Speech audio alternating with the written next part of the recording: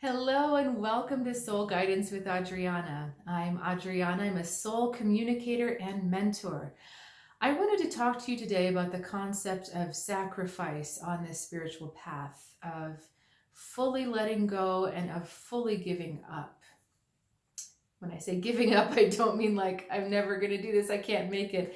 I mean giving something up. So when you're on the spiritual path, there are things you have to give up: toxic relationships, toxic thoughts, toxic patterns. But there are also parts of yourself that you have to give up. And I came to understand through a dream and through things that were going on in my life at the time, something really important and simple, but really important and really essential about this concept. So we're going to go on a little journey here. Let me start with the dream. So my grandmother sent me a dream a week ago or so. And it took me 3 days to decode what she was saying. And then finally it clicked. And what my grandmother was saying is when you go to sacrifice something, when you go to give something up, you have to give the whole thing. You can't just give parts of it.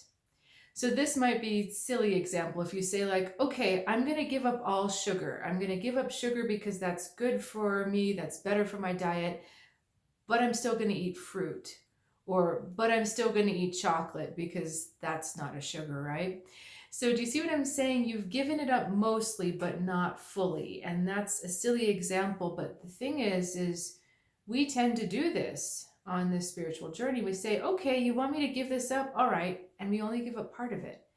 So we only give up part of our toxic thoughts, or we only walk away from parts of people. We still stay connected to them somehow, whether in our thoughts, whether in our boundaries, whether in our physical space, where how we focus our thoughts about them.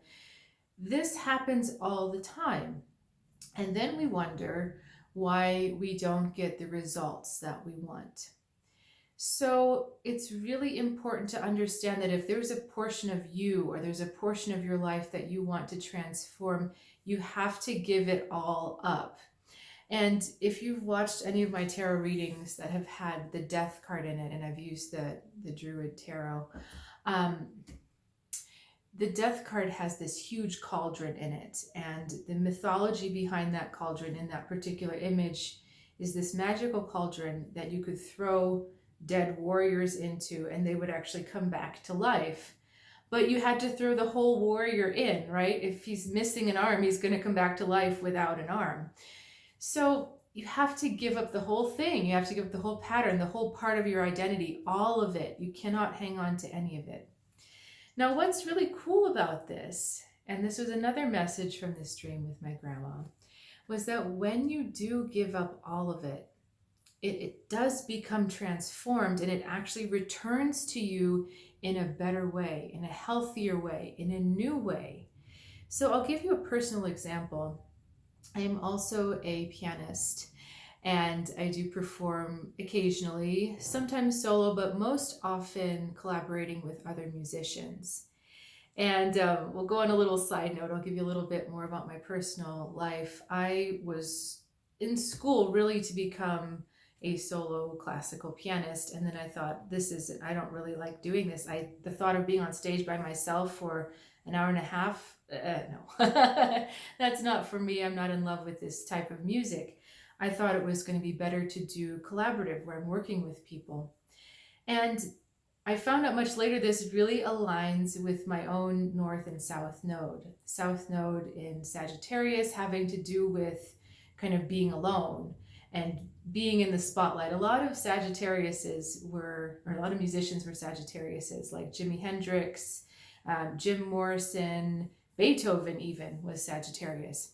So anyway, and then Gemini is all about collaboration and partnerships and the twins working with people. And funny, a lot of famous musicians are Geminis as well. Stevie Nicks, Amos Lee, if you're into that type of music. I can't think of, Shaky Graves is another one. Cyndi Lauper. So anyway, different kinds of music from one side to the other.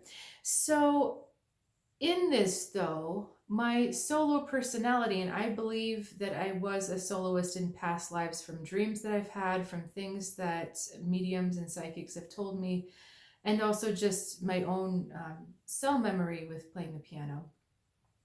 I believe that that mentality has been really challenging to get over when I'm collaborating with someone else.